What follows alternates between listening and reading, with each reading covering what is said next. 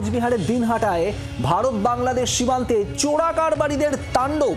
BSF জওয়ানদের উপর চড়াও চোরা কারবারিরা। যে ছবি আপনাদের দেখাবো, বিএসএফ জওয়ানদের উপর চড়াও হয়েছেন চোরা কারবারিরা এবং এই ঘটনা দিনহাটার সীমান্তবর্তী এলাকায় চোরা কারবারিদের ধাওয়া করে বিএসএফ এবং তারপরেই এই বিএসএফ জওয়ানদের উপরে হামলা চালায় চোরা কারবারিরা। পাল্টা 4-5 জন বিএসএফ জওয়ান এই গোটা ঘটনায় আহত হয়েছেন, এমনটাই সূত্রের খবর। কোচবিহারের দিনহাটার ঘটনা, ভারত বাংলাদেশ সীমান্ত, এখানেই চোরা কারবারিদের তাণ্ডব।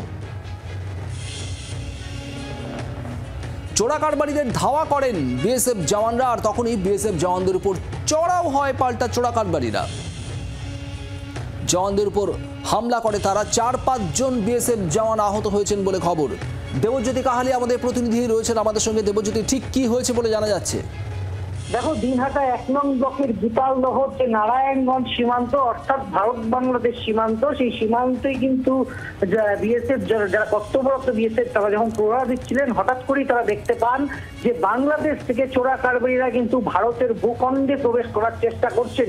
সেই সময় কিন্তু বিএসএফ কিন্তু তাদেরকে তাড়া করেন এবং সেই তাড়া করার ফলে কিন্তু যেই বাংলাদেশি চোরা কারবারিরা ভারতের ভূখণ্ডে আসছিলেন তারা কিন্তু আবারও বিএসএফ এর উপরে চড়াও হয়। এই নিয়ে কিন্তু সংঘর্ষভাবে বিএসএফ এবং বাংলাদেশের চোরা কারবারিদের মধ্যে, এবং ঘটনাটি ঘটে দিনহাটা 1 নং ব্লকের গীতালদহ নারায়ণগঞ্জ সীমান্তে।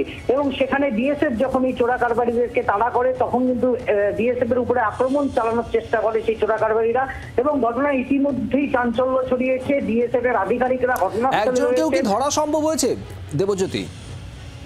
দেখো, এখনো পর্যন্ত কাউকে ধরতে পারা যায়নি, এবং বিএসএফ এর যেটা সূত্রের খবর এবং পুলিশের যেটা সূত্রের খবর, যখন বিএসএফ তারা করছিল চোরা কারবারিদের, তারা কিন্তু আবার বাংলাদেশের ভেতরে কিন্তু প্রবেশ করে যায়, কিন্তু তাদেরকে কিন্তু ইতিমধ্যে ধরতে পারেনি বিএসএফ এবং পুলিশ। এবং ইতিমধ্যেই ঘটনাস্থলে পুলিশের একাধিক আধিকারিক রয়েছেন এবং বিএসএফ এর আধিকারিকরা রয়েছেন। তবে এই দিনে দুপুরে বাংলাদেশের থেকে চোরা কারবারিরা এই ভারতের ভূখণ্ডে কিন্তু প্রবেশ করার সময় কিন্তু এই ঘটনা ঘটেছে।